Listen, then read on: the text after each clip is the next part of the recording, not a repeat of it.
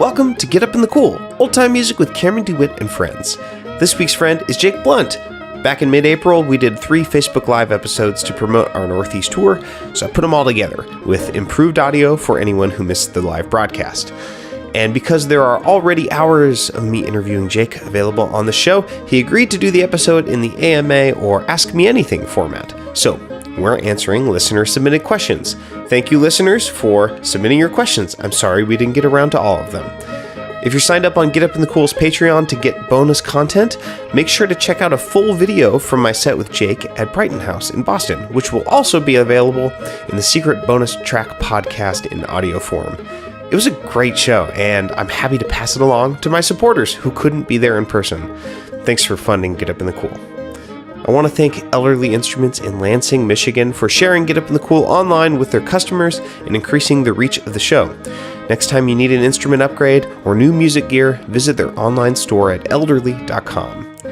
Tui, Jake's duo with Libby Whitenauer, is about to release their debut album, Pretty Little Mister. You can pre-order it right now by following the link in the show notes. Go do it before you forget. It's very, very good. And while you're figuring that out, here's my special AMA episode with Jake Blount. Enjoy.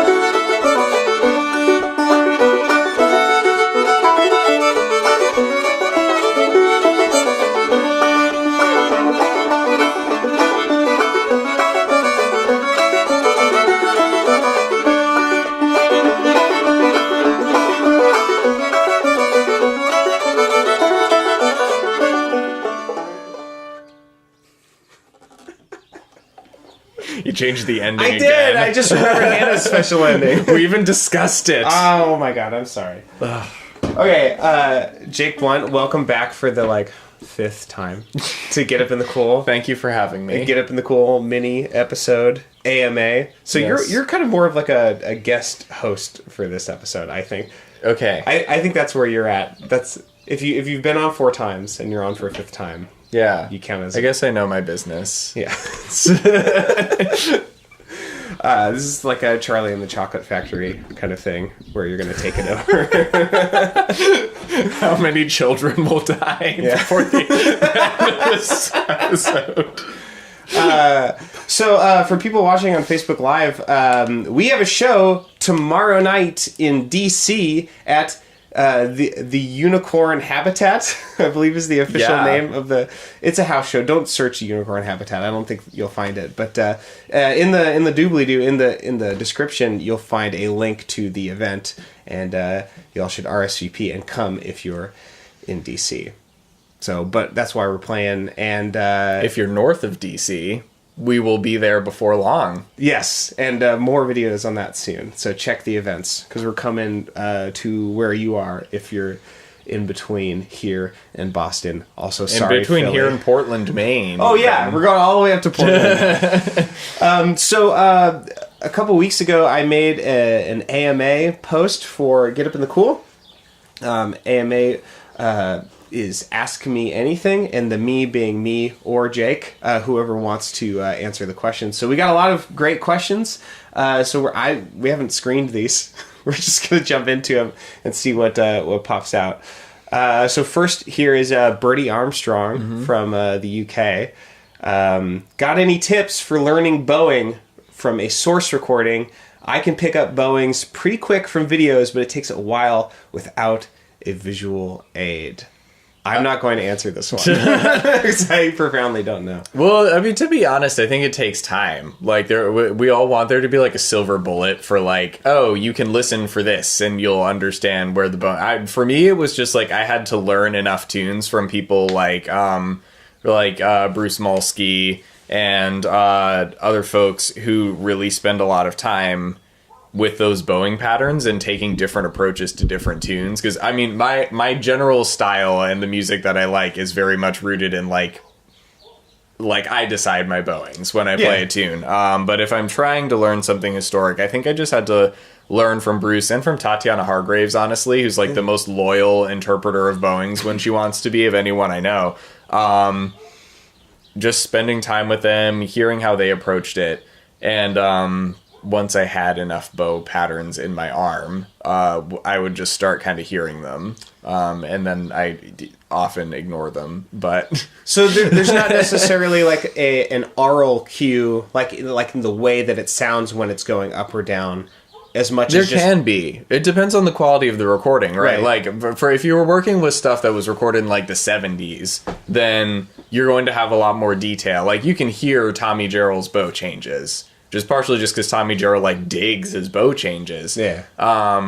But you know, if I'm working with like wax cylinders or reel-to-reel tape or whatever, and when you're listening to something like that, you can do your best to interpret how those bowings are happening. But really, for me, the key clues are more in just the phrasing, the way the notes fall rhythmically, and also the string crossings. Those are dead giveaways because you can usually hear if a string crossing is a slur or broken up. So like if you have basic bowing technique down, if you already know how to do the basic things, then the tunes will more or less kind of bow themselves if you're like listening. Yeah, I mean, it's entirely possible to listen to it if you're not paying attention and learn it the wrong way. But I think if you approach field recording with the intention of learning the bowing and you have the bowing patterns that old timers use, because there aren't a ton in your head, then they will start revealing themselves. That's a great question, because I think Alex Kramer, or Buddy Alex Kramer, asked a question related to that. Does a version of a tune encapsulate the rhythmic feel of a source player, or only the notes played, or neither? What do you think? I think that's a good question. I really like... Good dodge. I really like how heated these discussions get on social media, because everyone, like clockwork, every once in a while, like someone will say, what's an easy tune to start fiddling? And then someone will say, I think Kitchen Girl is the one that gets brought up. And then like someone, it's usually Rafe Stefanini, or someone else will just be like, that is one of the hardest tunes ever, because like the melody notes are not that difficult, but like the bowing, I guess, is, so like to him, it's like, that's what makes the tune. So, I remember I had, I was subbing for Jane Rothfield for one of her banjo students while she was out of town, and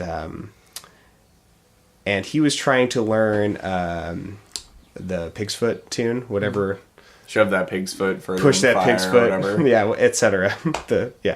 He was trying to learn Pig's Foot, and he was like trying to do this like really, really notey version of it, and he wasn't necessarily getting it right away. And I was like, you know that the notes to this tune aren't what makes it special, right? Like, this is a boring tune. Yeah. You know, like, I mean, an argument could be made about whether or not that's a good tune at all, you know, but like, I like it, but I think what makes it good is the rhythmic feel of like that's what makes the tune. Yeah. Like, there are some tunes where like the melody notes specifically are interesting and special, but a lot of them aren't. Yeah. And it's all about the bowing, or like how I would interpret the bowing on the banjo. What about for you learning from banjo recordings as opposed to fiddle recordings? I would say in banjo recordings, it's not the notes. Because the best banjo recordings aren't... You can't tell what the notes are. Yeah, it's like, it's not about the notes, it's about the strokes. Yes. You know, I mean, just that tune. I think that's a Wade Ward tune. You have to put it in the specific tuning, which is, for those people... This is from Hannah Trainham, by the way. She was on the show recently. Hey, Hannah. I don't know. She's... I don't know. She might see it. Maybe, yeah. But she showed me this tune, and she played it on the show, and I've been playing it nonstop ever since. But it's from first string to fifth string. It's E, B, A, D, F sharp. So it's this like wacky tuning that I really can't play anything else in, unless I like sit down and learn it. But it, and there's only 4 fretted notes. So it's like clearly not really about the melody. It's about like, you know, the tune wouldn't sound the same unless it had that like slow Galax lick in that one. You know, I could play those notes a different way, like.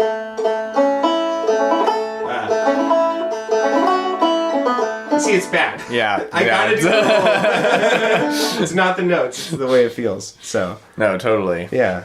I feel like banjo tunes are very atmospheric. Yeah. One of my favorite, like, recent old-time tracks is on Alison DeGroot and Tatiana Hargrave's album, the Wabash Blues one they do. It's like, it's so good. I've heard the original recording of that before and been like, this is stressing me out. Like, it's so frantic, I just, like, can't handle it. And I feel like they just dial into, like, keeping the essence of the tune, but not necessarily, like...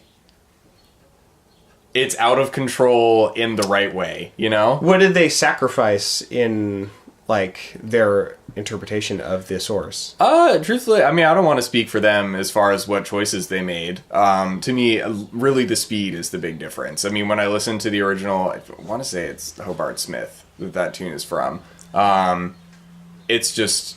Or maybe it's Bascom Lamar Lunsford. It's one of those dudes. I mix them up all the time. Old Time Police. Oh my gosh. Old Time Police. You can take me in for them. I don't listen to them. But whichever one of them it is, I remember it being like super fast and kind of staccato. So when I listened to it, I like was just orally, like I didn't know how to absorb everything I was hearing. And I think the way that they do it, like, retains the feel of, like, urgency. There's, like, this kind of stress behind the tune. Yeah. But also, like, explores it rather than, like, hitting me with it. I like the idea that, like, a tune, it's sort of fundamental quality that you should maintain. Like, the idea of, like, the thing a tune has to offer is that it's stressful. Yes. It's stressful. I like that. You know? People like try to put Old Time in a box or whatever. It's just supposed to be like melancholy or like relaxing or just like a barn burning. Yeah. But it's like, no, this is a tune that's about stress. It's a blues. What do you want? Well, I think that's a key. That would be my response to Alex. Is that I think a version of the tune depends on the tune. What the important thing to keep is. If a tune has like a very specific melodic phrase, like we've done that. We've been rehearsing today for our shows, And for me, at least, a lot of it has been you being like, I really hear this series of notes as being important to the tune, right, where I might have discarded them, right, and focused on other spots. So I think for me, it depends on the tune, it depends on the ear, and ultimately what gives us our different versions of the tune is that we don't agree on these things. Totally. So I don't know. That's a great answer. Yeah, like what do people perceive to be the essence of the tune? Mm-hmm. Like what's the thing that catches? I often I definitely catch on to like melodic shapes, like because that's the way I play and the way I think. So that's, I think, the thing that like catches my interest, or phrasing. Yeah. You know, so if someone uncrookeds a tune, you know, that's like, it's like, well, now it's just a boring tune. Like, and I'm like, now it's just a great tune. I'm the lazy one, I know. All right, let's look for, we've been working on that Fly-By-Night Cumberland Gap. It's going great. Tomorrow night, Unicorn Habitat. All right, let's look at some more questions. Let's answer a couple more. Josh Kraft says, what is your stance on 6-string banjo tunes like guitars? I don't really stand on them, I jump. Yeah, okay. Yeah, Alex said, my don't wait with bated breath, as neither Cameron nor Jake love rags, as I recall those being the natural habitat and old-time music of the bantar/jitto. I've never heard of bantar. I've heard banjitar. I've never heard bantar. Bantar. That sounds like a Star Wars creature. It very much the bantar. It's an instrument that you would... it's like Jabba the Hutt. I have the bantar in the basement. That is one thing. I would much rather deal with a rancor than a bantar. If you get like cold, you can cut them open and then like stay inside and stay alive. Oh my gosh! Thought they smelled. Oh my bad gosh! On the outside. Good Star Wars pulls here. Okay, great. We're getting in deep here. Okay, we just turned bantars into tauntauns, and for the record, I like rags. Jake does not. I like music. I'm a musician. All right. So salty.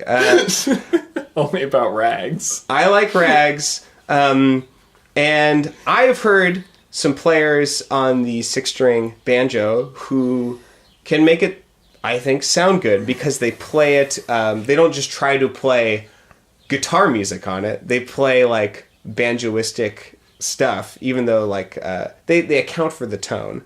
Specifically, Dot Levine, if you're watching this, you are an amazing 6-string banjo player, and I'm partially saying that because it's true, and also because you will like burn this thread down unless I like. Well, now I want to hear your music because I've never heard a 6-string banjo player described in a positive manner before today. Yeah. So I want to hear. They're great. They're really good. I think you would like it. Okay. All right. Let's do two more questions. Why do people say upright bass isn't actually an old time instrument? They want to fight. Yeah. It's a more recent addition than anything else, I guess. But like, why you get like it's in there? Get over it. Yeah. It's great. I love bass. I think that's a good enough answer for that. Yeah. Clara says, "How can I trick banjo players into playing rags with me?" Her answer so far has been living in the same apartment as me and playing them whether I want them or not. I guess for that, maybe a good way to answer that would be to the banjo players out there who are nervous about playing rags.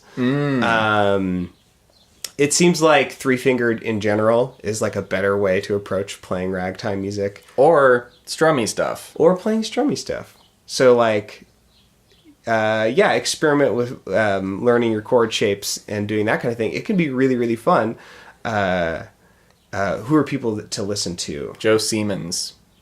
Is that Mr. Steam Machine? No. No. Who's the Steam Machine that's player? Aaron Tackey. Aaron Tackey? Sorry, I don't know all the names. Okay, Joe Siemens. He plays with Ben Hunter. Does he play Joe rags? Siemens and Ben Hunter. Yeah, they're like a jug band duo a lot of the time. He's like a killer banjo player. So he's a really good one. Great. Also, Mikey Collins. Yeah, and Ali Kafka. Great. So listen to them, and then maybe you'll be convinced. Yeah. Yeah. It is hard to clawhammer a lot of rags because of the syncopations, and they don't land where you think they're going to. Yeah. Clawhammer likes to go in certain directions, Yeah. and rags go in other directions a lot of the time. But if you are a pitchfork clawhammer banjo player, if you want to learn how to play 3-finger clawhammer, hit me up. Little personal plug. Aside from the already plug that we're doing for our show. All right, let's just do one a plug within a plug. more. Let's do this one. It's just for getting salty. Mitch Depew, bless his heart, wants to know, what is the worst tune? Oh man. I'm gonna let you get started while I get into. Okay. I have trouble thinking of specific tunes that I feel strongly about. I mean, obviously, I don't like rags. We've established this, but Racist tunes. okay, Those yeah, are but bad. then it's not It's even like obvious. the tune's problem. You know, it's like the context of the tune. If I'm trying to think of it like like what has like a frustrating series of notes about it. To be honest, 5 Miles from Town is my least favorite. No. Because it's like, it's like we started 5 miles from town and we just stay 5 miles from town. Like, I want to go to town. Take me to town. I want to go to the club. And it's like, oh, we're getting there. Oh, no, never mind. It was just one chord. Oh, never mind. Just one. I will say, No. for 5 miles from town, I've recently gone back and like learned how to fiddle and banjo it like Clyde does. Mm-hmm. And I think the essence of that tune, the real interesting part is in the A part, because he does some really, there's only like, 5 notes in it. Mm-hmm. And people add notes and they play it in a major scale, and it's not a major scale tune at all. Like they'll add C sharps into it. I say play it without C sharps, and the interesting part of the tune is the rhythm and not the notes, because he does a really neat thing, and I think this gets rounded off most festival versions, but he goes...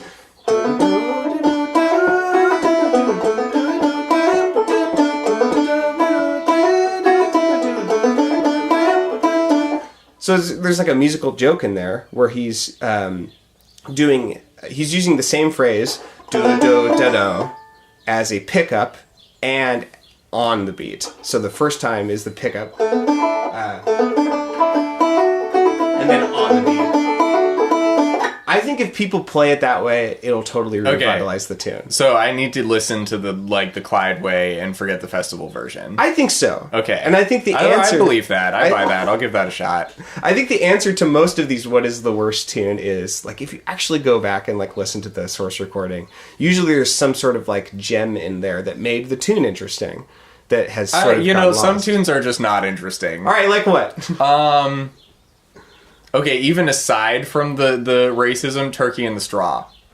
Not a fan of Turkey. I just like what it's the ice cream truck song. There's nothing you could do to that to make that like like what? Having a hard time, yeah. Like, what is it? I'm not going to get stoked about it unless there's like rocket pops involved. Let's be real. I need my weird SpongeBob ice cream bar. Or I'm just not into it. Or gumballs. Fair and true. I agree. Turkey in the Straw. Worst old time tune. It's definitive. It's canon now. All right, so if you're just now joining us, DC show, it's a house show. The link is in the description. It's at Graham's house, the Unicorn Habitat. Thanks, Graham. We would like to pack the house, whatever the respectful amount of people is for Graham's house. I've never been there. Just like slightly more than that, I think would be great. It is a good amount. Sorry, Graham. Yeah, and if you come there, I got Get Up in the Cool Volume 3 CDs, and you can buy one of these. There's not that many in the grand scheme of things available, and people are going to start, pre-ordering them anytime now, and then festival season. So get it now if you're in DC, and you're Tui hasn't officially come out yet, but you're like selling Tui CDs. We're gonna have pre-release copies of my duo Tui's new album, Pretty Little Mister. So this is your chance to get them before June 28th. That is the best album title ever. Thank and you. like the words that you sing are like, okay, yeah. Let's play that half Irish. Thanks for being on the show, Jake. Thanks for having me. See you again tomorrow, see you tomorrow. Morning.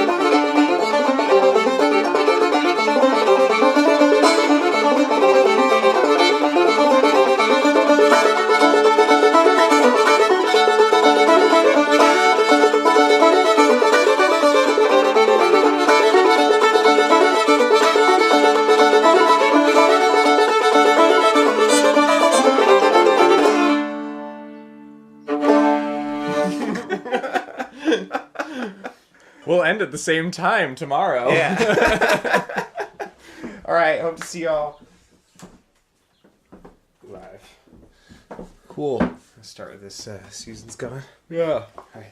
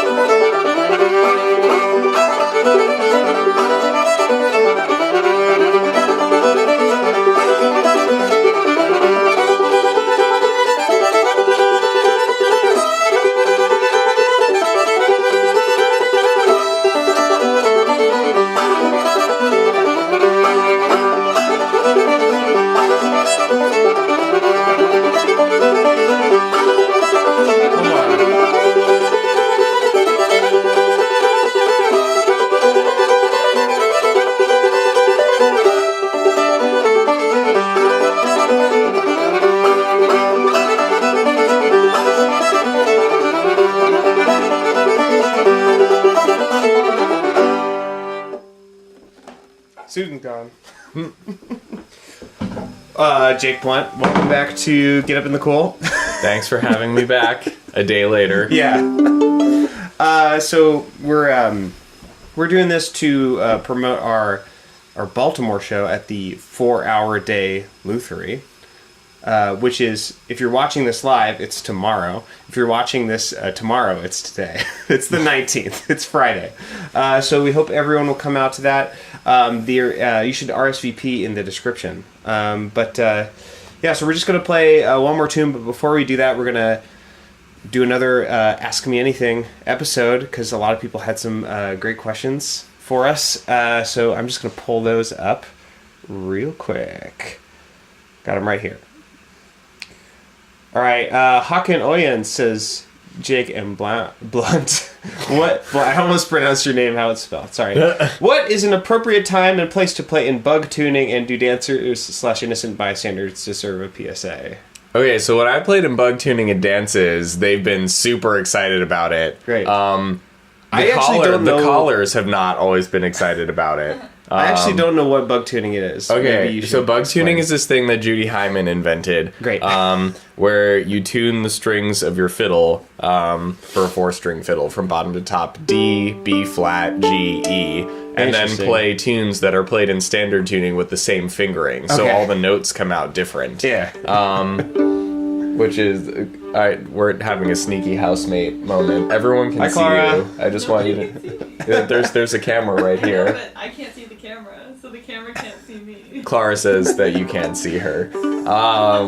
She's here. Yeah, so basically you tune your fiddle super weird, so it's like mostly in sixths, I think. And then play the tune with your hands in the same place as you normally would have them. And it comes out sounding super bizarre. And especially if you have a rhythm section that's like prepared and ready to tackle that, it can be a lot of fun. And is the idea that the rhythm section will play just the normal chords? No. What do they play? Yeah, it's a complicated process. Okay. But they figure out what they need to do. Gotcha. You do it together, and then you wind up... Basically, the idea is to just destroy the melody of the tune, so you only have the groove and the structure left. Which is what you need for a dance, right? No one's listening to the melody. So, for my part, whenever I have done that at a dance, everyone thought it was super cool. Phil Jameson once did not think it was very cool. He was the caller, and he just said, I thought we killed this bug back in the 70s. And then he said, folks, get a load of this terrible music. But we had a good time. Yeah. They had a good time. Very good. Thank you, Hawken. Henry Barnes, embracing the true nature of the AMA, says, when were y'all when you had your favorite wine in your entire life? I don't drink alcohol. You do not drink alcohol. You should take this one. When I was in school in Newberg, Oregon, my first college job was at a winery. And I could not at the time really afford to buy wine. But I got to bring home, I was in the tasting room, so I got to bring home all the wine that was on its third day. So it's one more evening of drinkability for this, and then it's out. So yeah, I was probably at home, drinking leftover wine. But Willamette Valley, the Willamette Valley has really amazing Pinot Noir, especially the. Everyone makes it out there, so if the winery knows what to do with the grapes, then it can be really, really good. So that's probably where I was, in Newberg, Oregon, at my first apartment. All right, here's a more old-time appropriate one. Caleb James Hall says, what is your process for learning tunes, especially if you're learning them at a jam? Does it differ a lot from when you learn a tune not in a jam? Inversely, how do you teach tunes? Well, if I'm learning it at a jam, I don't get to slow it down at all. So I would say when I'm learning it at a jam, my goal is to do no harm. But I embrace the reality that I'm not going to get the tune right. So I do something that isn't bad. That's my goal. And play not bad. Yeah. And when I'm learning it by myself, I'll actually slow down the recording and take it bit by bit and learn it that way, which is my preferred way to do things. And that's also kind of how I teach things. I just do it phrase by phrase, and yeah. It's a little bit, I guess you're maybe answering for banjo and fiddle because you play both. Well, I don't learn tunes on banjo. Okay. I just play the tunes on the banjo. So I don't think it applies. Yeah, I guess that's mostly the same for me for banjo. Is that is not true. No, well, if you think you about got the whole melody going on. Often, but mostly these days, when it's outside of festival season, the most that I play is for Get Up in the Cool. Mm-hmm. And I have to learn tunes really fast, and I've gotten really good at separating the wheat from the chaff in terms of what part of this do I need to latch onto, and what part of this would be better to not play exactly, or what part of this am I not going to play exactly. Yes. Because usually I have to learn the tunes right before we record. We just have a little jam session and we do it. Mm-hmm. Every once in a while, especially if it's a non-all-time guest, they'll give me recordings, and then I will slow it down. Sometimes I'll use in Adobe, I'll use the scrub function so I can just find the specific note. Yeah. Because sometimes it's not clear. But I guess similarly, I've been more and more of the do no harm method. I also should mention that Bluegrass Pride is doing this awesome instructional video series called The Root, and Clara and I recorded one 2 days ago that is about picking up tunes during a jam. Oh, so perfect. that'll come out today or tomorrow. Oh, good. And you will be able to hear a 10-minute explanation of my method and a demonstration thereof. Yeah, right on. I'm sorry if you can hear someone leaf blowing outside. It's a nice day, which means everyone is ruining it with yard work sounds. Dude, we have the freaking peanut gallery back here. All right. Inversely, how do you teach tunes? When possible, I like to teach tunes by ear because I find that like sometimes it's good to like teach with tablature if someone's like really just doesn't understand, and like I think tablature is like a sort of a necessary evil for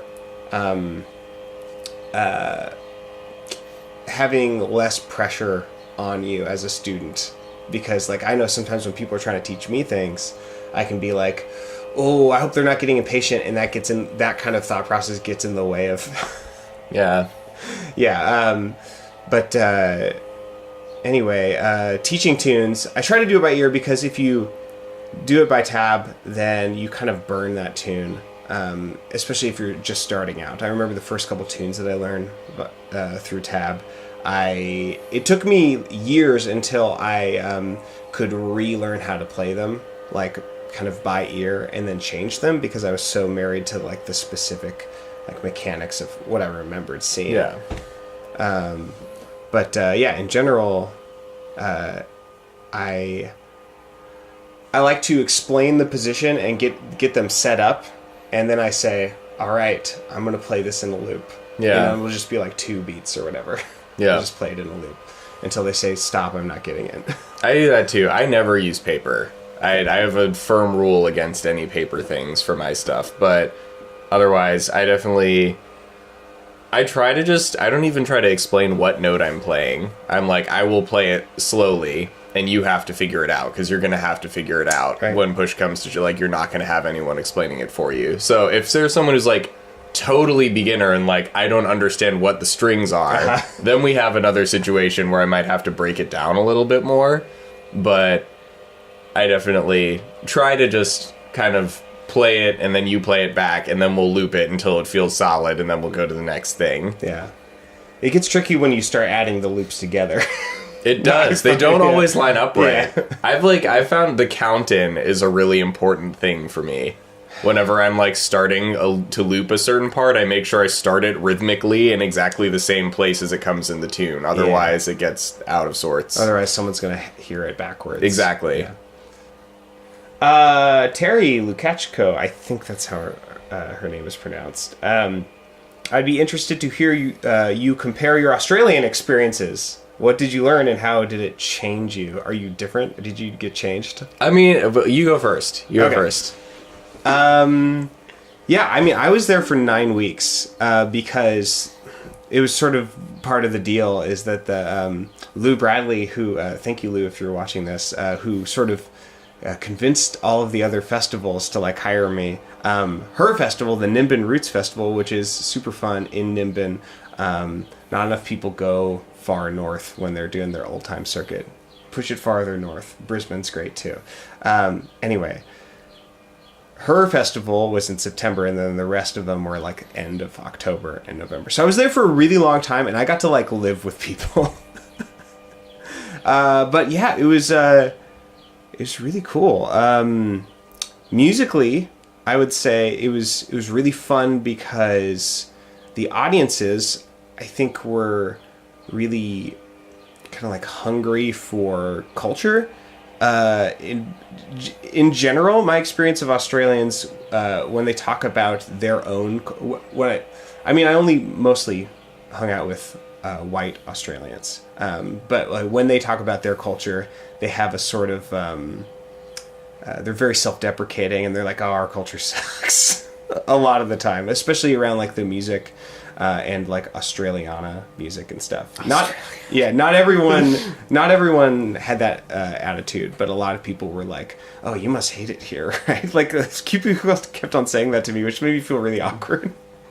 But I think because of that, like, we are like hungry for like sort of culture that we can like latch onto and get interested in. It was really, really fun to perform in Australia. Mm-hmm. I held the attention at Dorigo of a room full of 150 people playing mostly solo banjo, mostly instrumental music. I don't know if I could, like, do that most places here. It was, like, really cool, and it made me feel really good about myself. Other than that, I mean, I have a lot to say about Australia, but we were just talking the other day about how the food is, like, good. Yes. There's less trash. Like, the trash food in Australia is, like decent food It's here. good food. Yeah. Like, Tim Tams are, like, that's, like, the trash food, and they, like, have, like, a quarter of the ingredients of, like, whatever the, you know, U.S. equivalent is. So the whole bar is just a little higher, which is nice. Want to talk about Australia? Sure. I mean, I was there for not as long as you, and I had not been to Australia for length of time before, but I had been to New Zealand, which is, like, somewhat similar, although they are very different in a lot of ways. So it wasn't, like, a totally new, like, how do I even approach this situation? Yeah. But I don't know. I think I wasn't there as long as you, and we kind of did, like, a show every night while we were there. So I don't feel like I had a lot of time to get out and, like, experience what it was like. And I don't know, it was just bizarre in a lot of ways. It's very different from here, but also very not. Like, everywhere that I went was super segregated, which was kind of bizarre, because I was, you know, hoping to get more than one side of anywhere that I go. Right. And talk to people who are on different, you know, in different compartments of society to such an extent that the compartments exist. And while I was in Australia, I only met white people. All the people of color I met, of any color, were, like, in restaurants. Yeah. You didn't get to meet any indigenous folks in Australia? No, and I'd, like, bring it up. I'd be like, are we, like, what's the deal? And they'd be like, oh, yeah, they have a part of town where they live. Right. And I'd be like, oh, Did they concerned. Did they not do a welcome to country at the Kelly County Pick? I don't think so. Oh, I don't remember that. That was at all the other festivals that I went to, I think. They had a welcome to country, like, ceremony where, like, burning herbs and stuff. And it was always held by, like local indigenous folks. I got there after it had started, so Right. that So may have maybe happened it's before usually I got the there. first thing. Yeah, because they had, like, a camp the week before I arrived, and then Libby and I flew in, and they brought us up for the actual festival component. So it might have happened in the time before we got there. Yeah. Or it might not have, I don't know.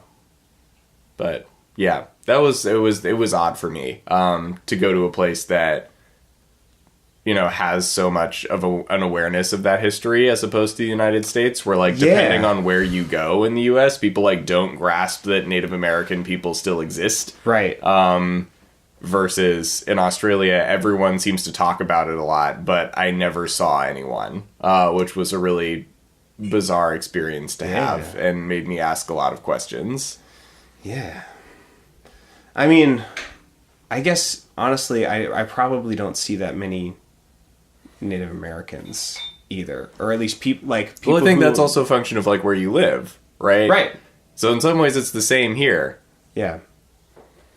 But it was just interesting, even aside from just indigenous folks, because there are other people of color down there. I just, like, would see them working in restaurants and nowhere else, and got kind of the same answer of, like, oh yeah, there's a neighborhood where they all live, when I would ask about it. And other Americans that I met, you know, I have American friends who moved down there many years ago, and they'd all remark on the same thing, that they didn't see as much social mixing between different groups. So that was weird, but again, like, depending on what part of the U.S. you go, like, if you went through certain parts of the United States, it would be exactly the same. So I don't know what it would be like on the other side of the country, because Australia is huge. Right. So that was just my very limited experience, but I want to go and actually hang out sometime. I got to have a chat with, like, the Ed Nimbin Roots, the guy who did the Welcome to Country for a while. I got to, like, hang out with him for a little bit before he started, and yeah, it was pretty cool. He said the N-word a lot. Like, apparently that's really common among Aboriginal folks. I don't like that. They should stop that. Yeah. Yeah, I think it's maybe a attempt to relate or like relating to like African American culture, but still, obviously, that's Yeah. If you're not black, you don't get to say it. I'm sorry. But they call yeah. Yeah. I'm not That's arguing really the either long way. and short of it.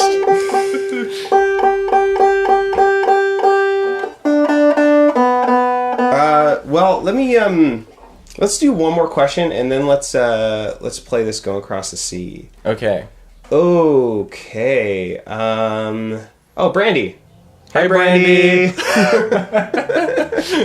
Our fave. Yeah. Okay. Both of these are good. Let's just do both of them. What has been your favorite festival /camp, and why?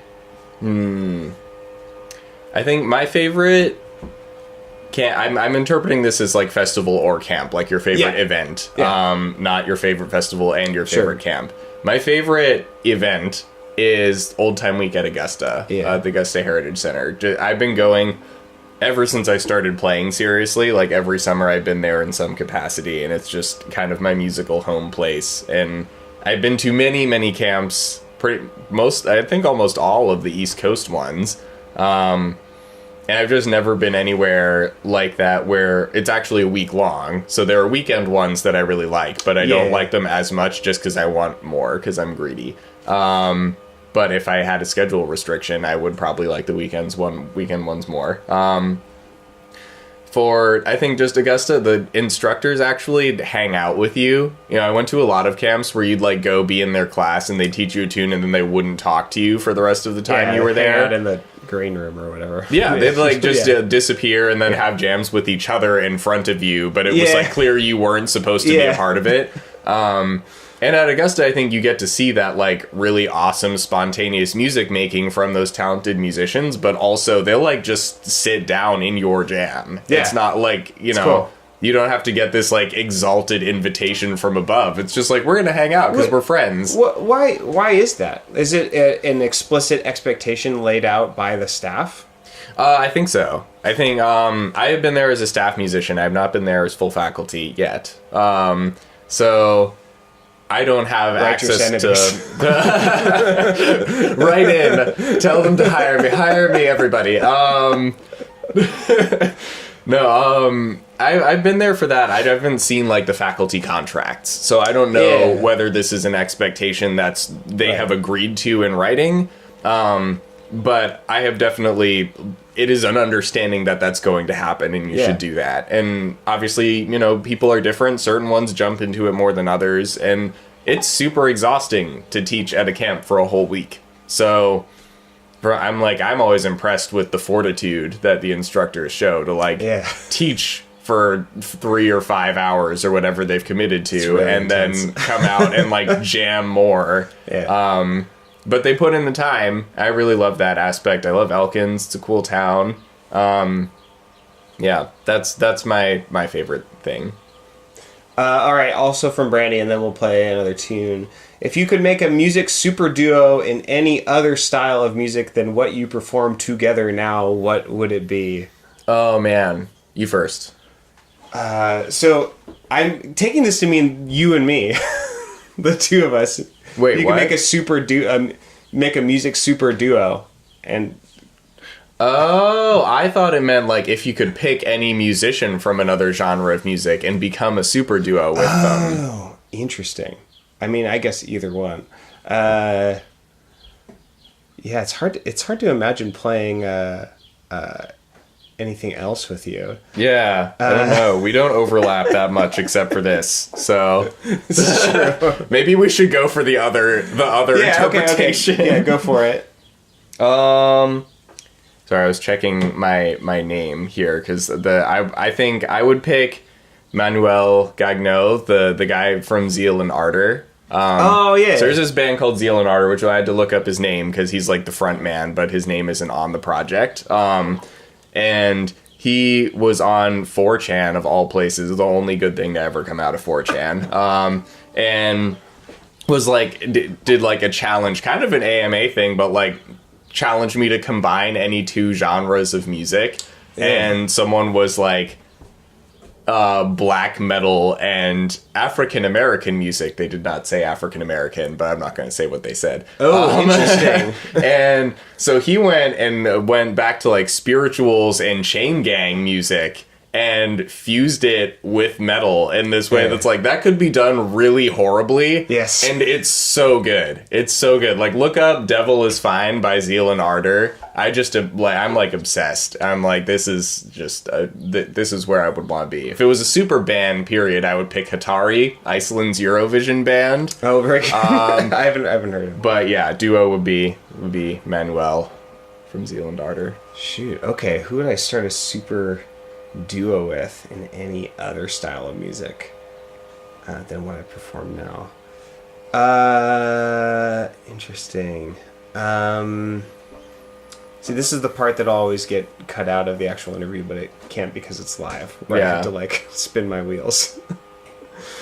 Yeah, it's hard to think. Because it's like mostly what I listen to when I'm not listening to old time music is hip hop, like Kendrick Lamar and Aesop Rock and Janelle Monáe, and Chance the Rapper and stuff. But I really don't know what I would do for those people. Like, yeah, it wouldn't be a super duo. It would be like a lopsided, asymmetrical, like. You know who I would like? I absolutely love John Darnielle of the Mountain Goats, and I've like learned how to play his songs before, and I think I could actually add something to the Mountain Goats. Okay. I mean, they're a perfect trio as it is, but I think I could like actually hang. Yeah, you wouldn't be in the way. Yeah, yeah. They're probably like my favorite songs. Like he's like an amazing songwriter, an amazing performer. So, yeah. There we go. I would become a mountain goat. All right. So if you're just now joining us, we have a show tomorrow night. If you're watching this live, Friday the 19th at the 4-Hour Day Luthery in Baltimore. And then if you're watching this live and you're in DC, tonight we're playing at the Unicorn Habitat. Which is like medium a real thing. A real thing. Check our social and websites. Yeah. But the event for the Baltimore one is in the description of this video. So hope to see you there. And if you are between DC and Portland, Maine, odds are we are coming through your town in the next week. So keep your eyes and ears peeled. I hate that expression. I don't know why I said gross. That. It's a nasty one. I'm almost there. This weekend, I was talking to Allison DeGroot, and I asked if I could pick her brain about something, and I was like, I know people say that, but I'm sorry. That's nasty.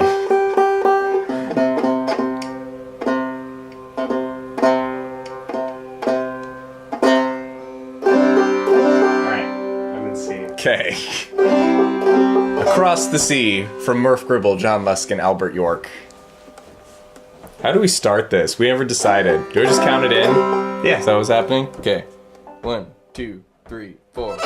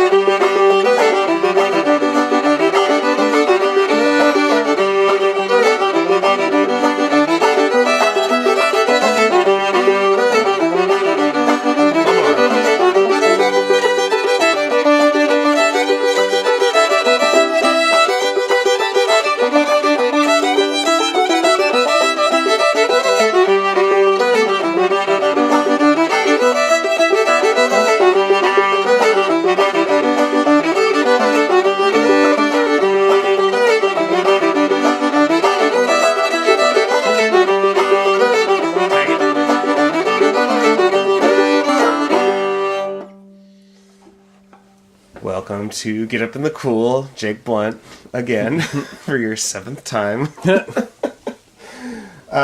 We are doing a final Get Up in the Cool AMA, Ask Me Anything, on Facebook Live to promote the following 2 shows. Tonight, if you're watching this live, on Saturday, the 20th, we're playing at Modern Art in Lancaster. So anyone in Lancaster or close enough to Lancaster that you're willing to come out and make a whole evening out of it, we're playing at Modern Art. Doors at 7:30. Show starts at 8. We would love to see you there.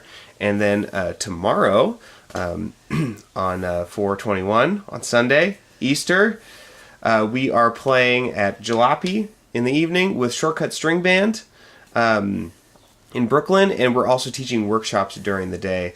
So there's links for all of that stuff in the descriptions. And then later on, throughout all of next week, we're playing New Haven, and we're playing Portland, Maine, and Providence, Rhode Island, and Boston. So check our pages for all of those events. And RSVP, let us know that you're coming, and bring as many friends as possible.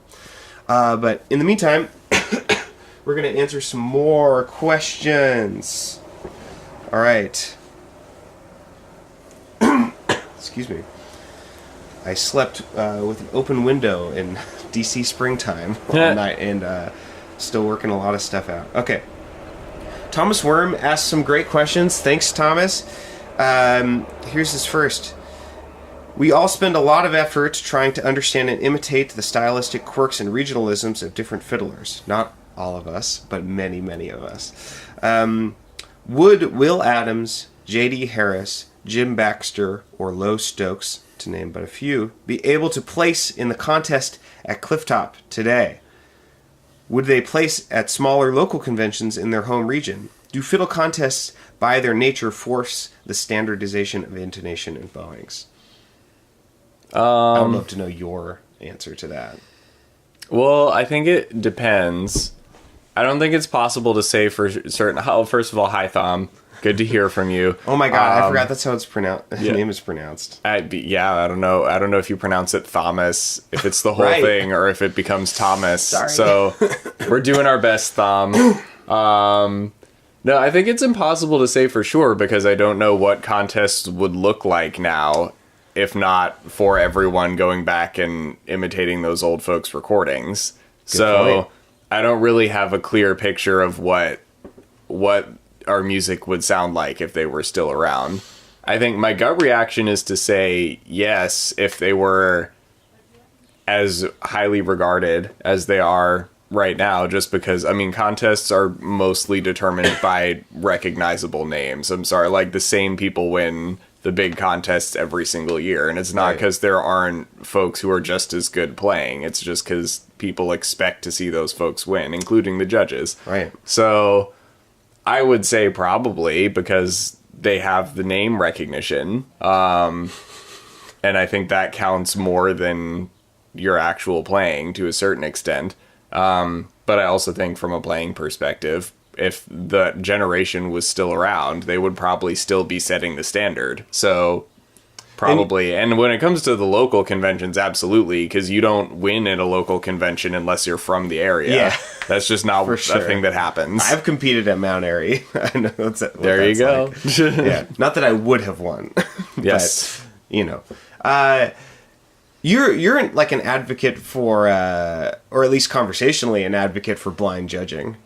I mean, I wouldn't consider myself an advocate for contests generally, just because I don't like competition in anything. I don't think it's helpful. But, yeah, if you're going to do a contest and you're going to say that the contest is based on the merits of one's playing, I do think it should be blind judging. And I think that only helps to an extent, right? Like, you blindfold me and turn me around, I'm still going to recognize Bruce Molsky versus Emily Shadd versus Rafe Stefanini. But there's at least some semblance of you don't know who's there. If some new person that you're not aware of shows up and plays super well, you might think, oh, that sounds a lot like Bruce. That's probably Bruce, even though it might be someone who's not. So I think there's more of an opportunity for upsets that way, and that would be appealing to me. But again, I don't think I'm super gung-ho about the whole concept. Right. I think I heard that Weezer, or the American Fiddle Tune Contest, or I don't know what it's called. It's like a big sentence-long name. Yeah. The one that happens in Weezer, Idaho. I think that one's blind. Okay. Yeah. I believe that. Yeah, I'd be interested in that, to learn more about that and see, like, look at who's won. Yeah. And to see if it's the same people every year. Well, Yeah. I don't know. I mean, I think that's also that Weezer's the contest there is mostly like Texas style believe contest so. fiddling, right? Yeah. That might be a different thing. Might I don't be a know. different I thing. don't know anything about it, but be a good thing to look at. All right, Thom, thanks. So you had another one about contests, but I feel like we kind of covered that. What's your go-to dish for an old-time party potluck? I haven't been to a potluck in a long time. I really like making homemade salsa. I make tomatillo salsa all the time. I feel like you can always have more chips and salsa because that's the thing that you can keep eating throughout the night and turn into tunes, tune fuel. Good call. I like to bring that. All right. Drew Nager.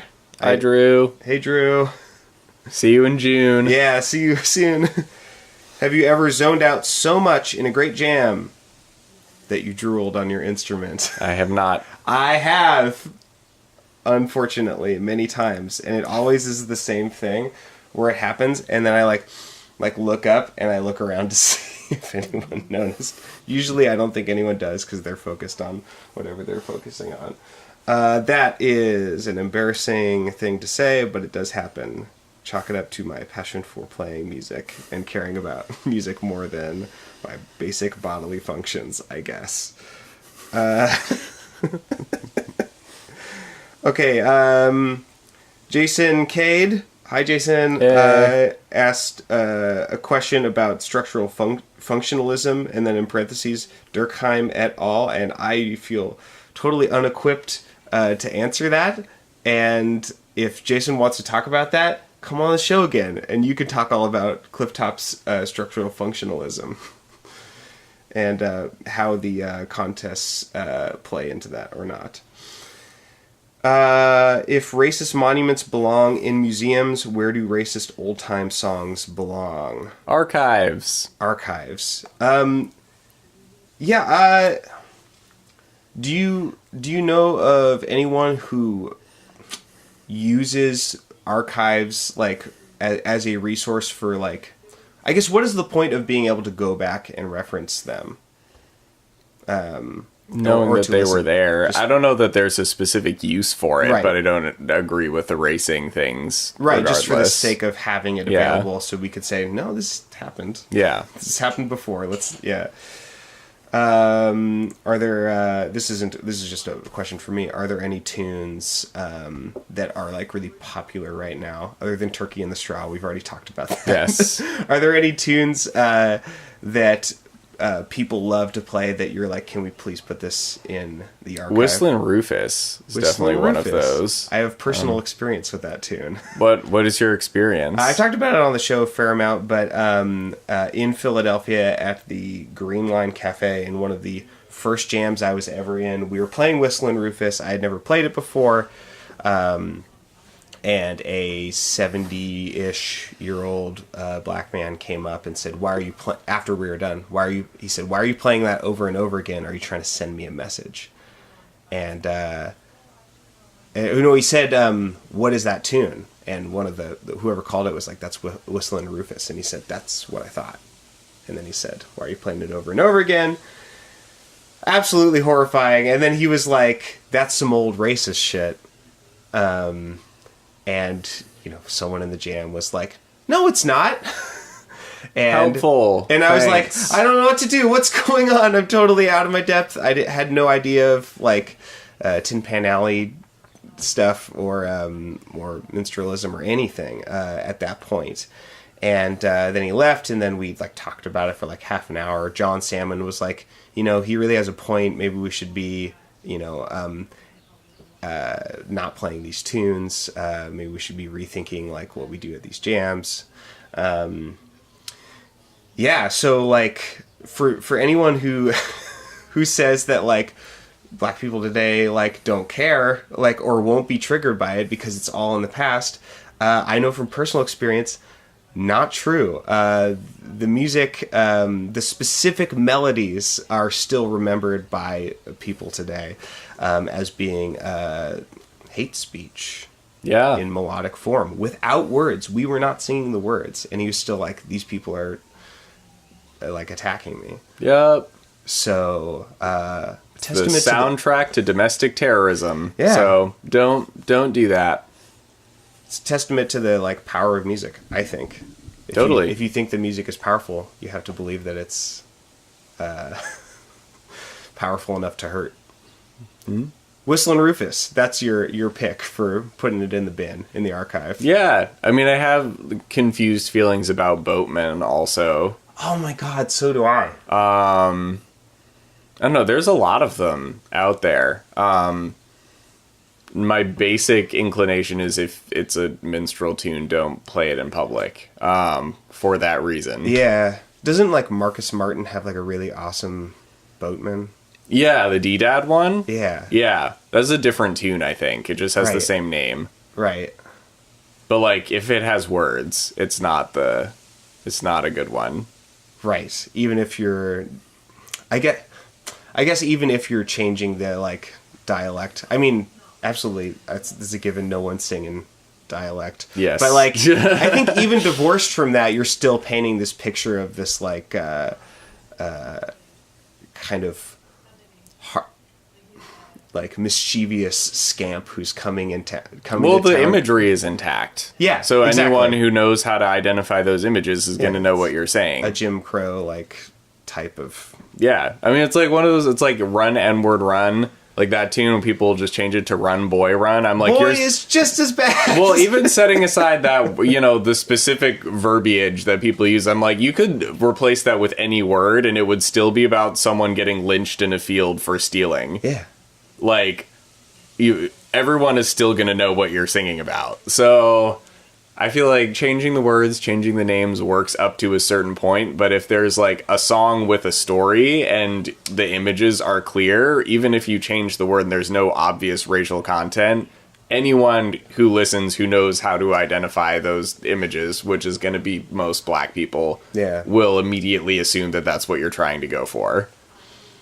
Here's one that I kind of think, I mean, I've kind of, it's not that complicated of feelings about it. Year of Jubilo. Oh, that's bad. Don't do that. Yeah, do not, under any circumstances. Don't. So that's an interesting one because for those of you who are unfamiliar, the original lyrics, like it's written by a white northerner and it's propaganda for the Union, but it's written from the perspective of slaves, and I think something like they're rejoicing at the Union coming to free them, basically, and it's written in dialect, and I could see how hypothetically, like maybe at the time, it could be seen as like an empowering song or whatever, but like I think now it's like completely inappropriate. I don't know how many people actually know to connect the lyrics to the melody, but once again, like I don't know. When I was at the Baltimore Old Time Festival a few weeks ago, someone started playing it, and another older white guy was like, "No, you cannot play that." That's great. Yeah, and I was like, "Thank you." Yeah. It's good to know someone's actually doing that. Yeah. That's just one of those ones where even like people make that argument about Stephen Foster that like Exactly. at the time he was that a Stephen Foster song? No, I actually don't know who wrote that someone song. else. It's someone else. Yeah. Where they're like, oh, he was humanizing the slaves and portraying them as people, and I'm like, yeah, but he was portraying them as people who like loved their masters and were fine with how things were. He was like depicting them like loyal dogs. Exactly. Basically. Exactly. which may have been like adorable at the time because he was writing for racist audiences. But like from my perspective, we know he was an abolitionist in his personal life, but he was still willing to shill for slavers when the opportunity presented itself, which like, sure, he was desperately poor and probably needed all the money he could make. Which people love to mention. Well, but I think I think it matters, right? Yeah. Like you'll do what you have to do to eat when you're in that situation, but that doesn't mean we have to keep playing the songs now. Oh, Susanna is terrible. Yeah, don't play that one. Don't.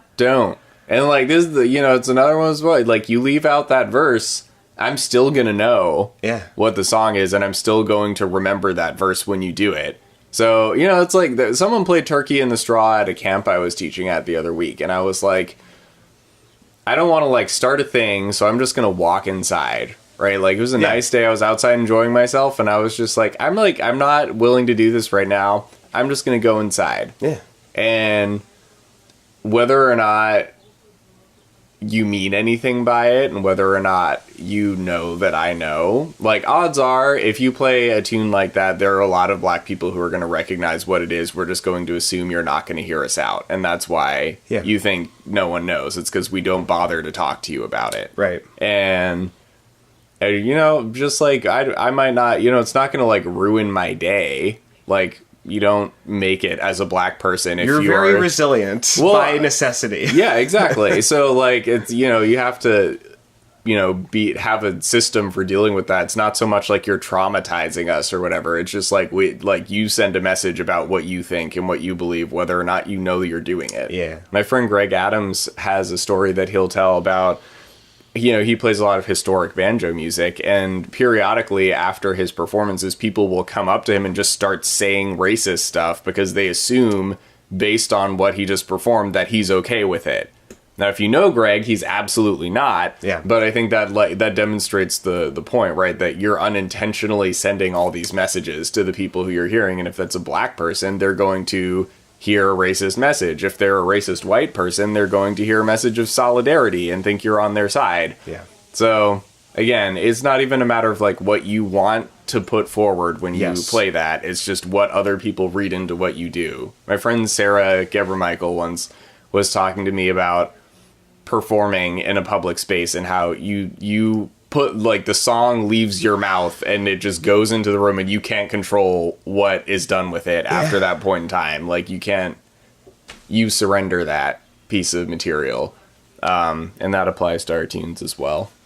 My little sister is black, and my general rule, like when I'm doing this music, is if I would have to like white-splain a tune to tell my sister like why it's okay for me to play it, it's not okay for me to play it. Exactly. As like an 18-year-old like black woman who doesn't care about the music and isn't invested in trying to like sit and shouldn't be. Yeah.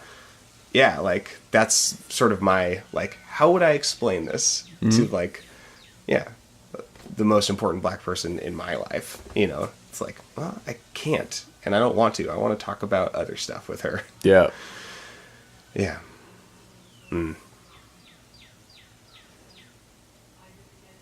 Well, maybe there's a lighthearted question that we can end with. Thanks for your time talking about that. Yeah, of course. As always. Okay. Charlie Shaw says, what the hell is behind the radiator that is driving the cat crazy? Great. Ask me anything. Really embracing the nature. I can't help you, Charlie. Charlie, I hope to see you tomorrow. Yeah. Come to our show, Charlie. Yeah. Now we know you know about it. Yeah. So. Okay. Oh, this is a great one. Josh Larios says, favorite Jam Buster. Oh. I don't know. I mean, I don't have experience with. I just assume things are jam busters past a certain point. I guess my favorite one that I'm like playing right now I feel like that question implies that you're like going to jams and busting them on purpose, and like, what's your favorite thing to do to ruin everyone's What's good your favorite time? all-time troll? So I don't do that usually. I think my favorite tune that I am playing that I could not play in a jam right now is Mancos Needs Polly Put the Kettle On. That's a good tune. Yeah, so it is inherently a jam buster. Yeah, Doesn't like you mean could that you're... not. I've made it work in groups of like 3 very experienced professional musicians. Yeah. But I don't think I could do it. Like, a lot of the reason that it works in those situations is because they're very good at disguising it when they don't know what's happening. Not because it is understandable. When I'm in a jam and I feel like I've like earned enough like credit to like when I've played enough accessible tunes that I feel like people won't hate me for pulling out a jam buster, I will pull out Fly By Night String Band's Cumberland Gap. Yeah, which is like the worst for worst. anyone who wants to know. We're playing it at our shows. Come hear the worst. We're not going to bust our own jam. We are very good at that tune now. Yeah, we figured it out. But I fiddled it recently at the P's and Q's Market Jam in Portland, Oregon, and I was able to pull it off, I think, only because of the excellent old-time backup guitar playing of Julie Brooks, who is one of the most intuitive guitarists that I've ever played with. Recent episode of Get Up in the Cool. No, May 1st, her episode is coming out. Upcoming. I recorded her recently. It's coming up very soon, so tune in for that. We don't play that tune, but you get to hear a lot of her just immaculate old-time backup. All right, let's play as Johnny Court the Widow, our throwback, our hit single.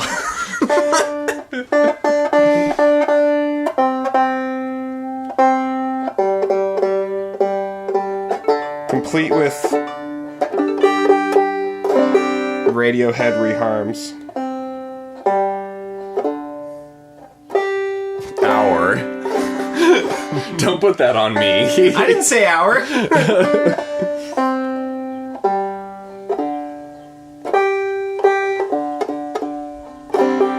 Yeah, you're not playing B flat sharp 11 chords.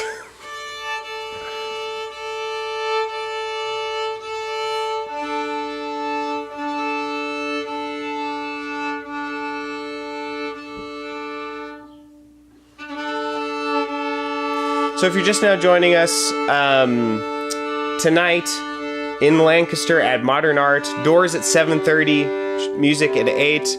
Jake and I are playing 2 sets. We would love to see you there. Sliding scale donation, $10 to $20. Got lots of CDs, including Tui, Pretty Little Mister, Jake's album with Libby Whitenauer. You can get that before it's officially available tonight. And also Get Up in the Cool Volume 3, which is not officially released yet, but you can get that tonight as well. And then tomorrow in Brooklyn, I'm sure we'll have enough CDs left to sell there as well. So at the Jalopy Theater. So if you don't have Easter obligations and you're not out of town for Seder or whatever, then come on over. And we got workshops during the day. Jake is teaching a workshop on black fiddlers. I don't think there's anyone currently like signed up for it. So if you want this workshop to happen and you want to like learn what Jake has to offer, which is not just lecturing, you're also going to teach a tune. Yes. You should sign up now. Get your ticket. Thanks for being on the show, Jake. Thanks for having me. Which one of us does this? Okay.